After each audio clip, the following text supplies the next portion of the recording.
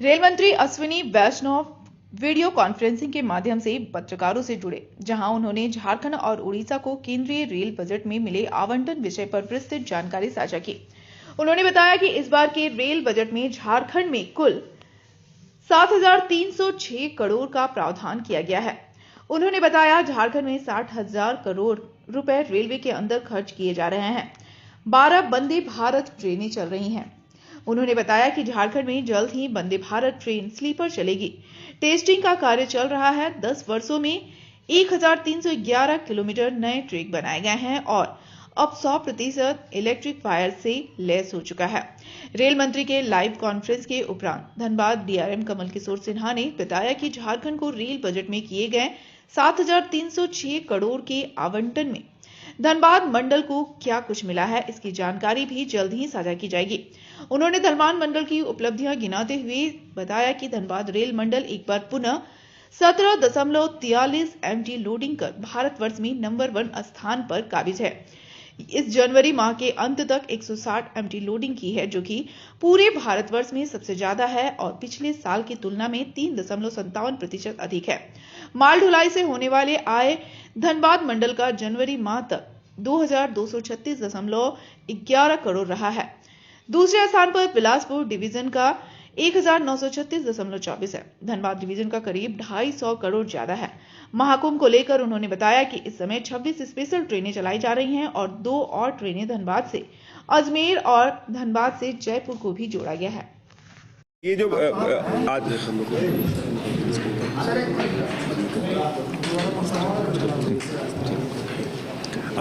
आज की जो प्रेस कॉन्फ्रेंस है, 2 चीज़ों के लिए हुई थी। एक तो है कि आज को ऑनरेबल एमआर साहब ने आप लोग को प्रेस कॉन्फ्रेंस के माध्यम से ये बताया कि झारखंड को इस बजट में क्या क्या मिला, जिसका आपको डिटेल आप लोगों ने नोट किया होगा।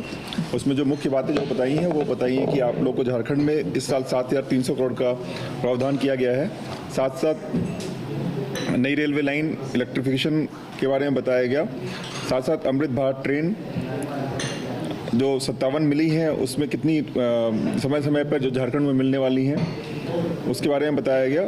साथ ही साथ 12 वंदे भारत जो इस समय झारखंड स्टेट में ट्रेवल कर रही हैं या स्टेट से गुजर रही हैं, ओरिजिनेट हो रही हैं, उसके बारे में बताया गया।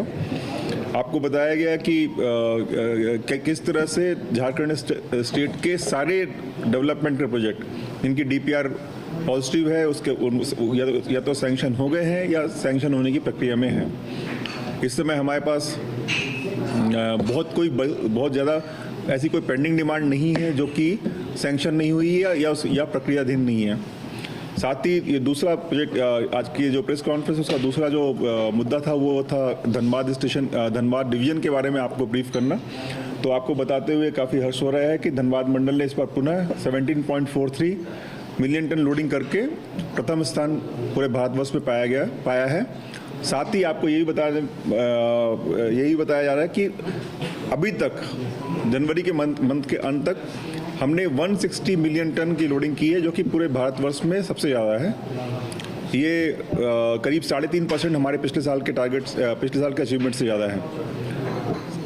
साथ ही अर्निंग के बारे में बात करेंगे तो अर्निंग में जो इस बार हमने जो अर्निंग की है वो है 2,236 करोड़ रुपए की अर्निंग की है, जो कि पूरे भारतवर्ष में दूसरे नंबर में जो बिलासपुर है वो 1972 करोड़ है, उससे करीब 250 करोड़ रुपए ज़्यादा है। साथ ही अभी तक जो क्यूमुलेटिव अर्निंग है वो 21,240 करोड़ रुपए अचीव किया है फ्रेट अर्निंग में। अब इसको आप अगर उस परिप्रेक्ष्य में देखेंगे तो पूरे भारत का जो बजट है वो पूरे भारत का जो बजट है वो उसका जो प्रोजेक्टेड अर्निंग है हमारा इस साल का है 2,78,000 करोड़ का है, जिसमें हम केवल फ्रेट में ही करीब 21,240 और टोटल मिलाने से करीब 22,000 करोड़ तक हम जनवरी में अचीव कर चुके हैं।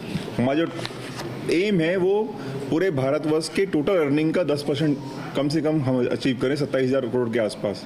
2 महीना भी बाकी है, 2 महीने में पूरी मेहनत की जा रही है। साथ ही साथ आप लोगों को कोचिंग अर्निंग के बारे में हमने बताया। कोचिंग अर्निंग में हमारा जो स्थान है वो करीब 45वां है, जिसमें हम लोग कभी करीब 453 करोड़ रुपए की अर्निंग करते हैं।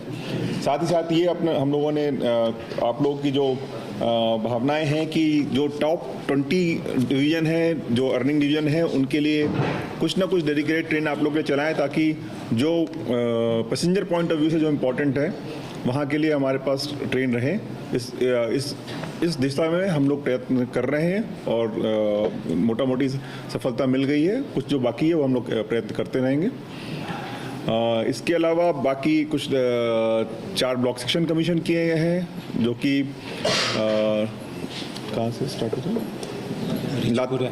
रिचीगुट्टा, लातेहार, रिचीगुट्टा, डेमू, लातेहार, बेंदी, ये 3 ब्लॉक सेक्शन, और दूसरा ओबरा फाफराकुंड। ओबरा फाफराकुंड कमीशन होने के साथ साथ जो हमारा चौपन एरिया कहलाता है, लोअर CIC कहलाता है, उसमें सारे मार्ग में डबल ट्रैक हो गया है और वहाँ पे कोल लदान की जो या ट्रेन चलाने की जो क्षमता है वो करीब 70 ट्रेन ईच वे हो गई है, जो कि आज के दिन में हम करीब 40-45 ट्रेन ईच वे चला रहे हैं।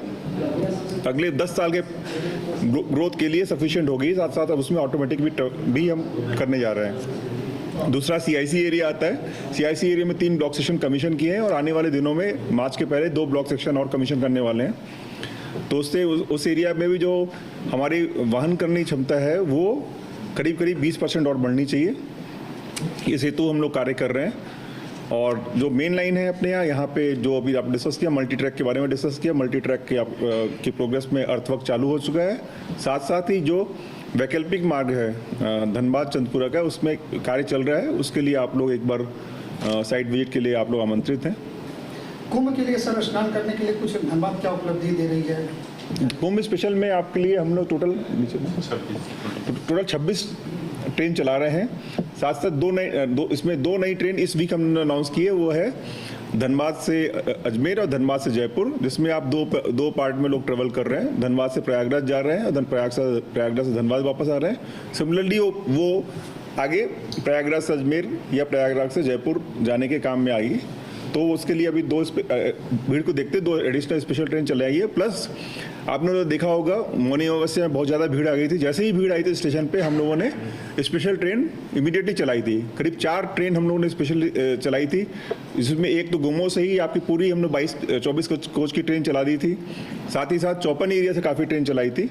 तो अगर कोई बहुत अप्रत्याशित भीड़ आती है तो हम लोग उसको कैटर करने के लिए स्पेशल ट्रेन इमीडिएटली चला देते हैं। सर, देखा जा रहा है महाकुंभ को लेके बहुत भीड़ हो रही है। धनबाद मंडल जो है उनके स्टेशनों पे भी काफ़ी संख्या में लोग पहुंच रहे हैं। तो ऐसे में वहाँ की वेटिंग रूम और स्टेशन पे क्या कुछ स्पेशल व्यवस्था की जा रही है?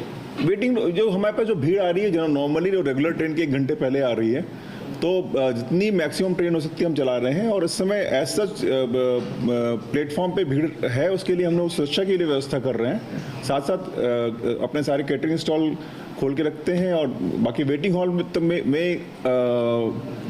वेटिंग हॉल से ज़्यादा लोग पहुंच गए, ऐसी अभी तक कोई रिपोर्ट नहीं आई है। प्लेटफॉर्म पे जरूर लोग पहुंचे और सिंस पंक्चुअलिटी बहुत ज़्यादा है, अच्छी है, तो जनरली मैं देख रहा हूँ कि भीड़ ट्रेन आने के आधे घंटे पहले आती है। और कुछ ही विशेष केवल एक दिन ऐसा हुआ जिसमें सारे लोग ट्रेन में नहीं बैठ पाए, तो हम लोगों ने इमीडिएटली 4-5